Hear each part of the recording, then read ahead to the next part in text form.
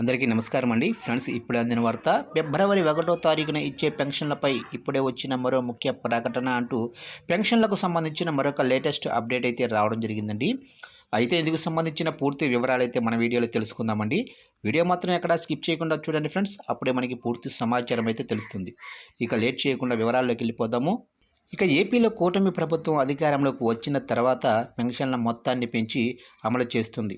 అయితే పెన్షన్లు అందుకుంటున్న వారిలో అర్హత లేని వారు ఉన్నట్లుగా ప్రభుత్వం గుర్తించింది. ఇక దీంతో ప్రభుత్వ అధికార యంత్రాంగం సర్వే చేయించింది. ముఖ్యంగా దివ్యాంగ సర్టిఫికెట్లతో పెన్షన్లు అందుకుంటున్న వారి వివరాలు సేకరించింది.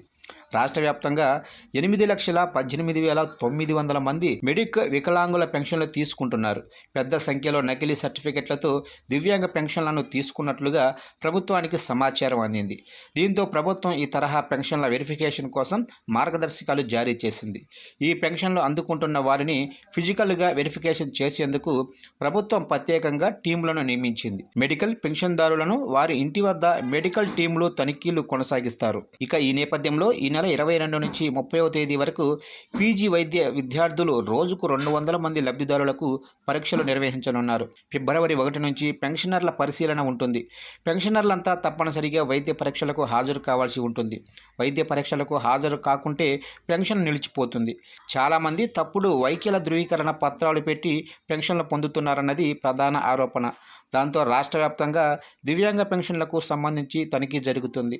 బోగస్ అని తేలితే వెంటనే తొలగించేందుకు ప్రభుత్వం చర్యలు కూడా చేపడుతుంది. ఇక లబ్ధిదారులకు దగ్గరగా ఉన్న ప్రభుత్వ ఆసుపత్రులు, మెడికల్ కాలేజీల్లో వెరిఫికేషన్ చేయిస్తున్నారు. పెన్షన్దారులను తనిఖీ చేసే టీముల్లో ortho paediatrician, general paediatrician, PHC medical ఆఫీసర్లు, అలాగనే డిజిటల్ అసిస్టెంట్లు ఉంటారు. ఏ కారణంతో పెన్షన్ తీసుకుంటున్నారో సంబంధిత వైద్యుల ద్వారా రీవెరిఫికేషన్ జరుగుతుంది. ఈ ప్రక్రియలో బోగస్ సర్టిఫికెట్లతో పెన్షన్లు పొందుతున్నట్లుగా గుర్తిస్తే వారికి సంబంధించి ప్రభుత్వానికి సమాచారం ఇవ్వనున్నారు.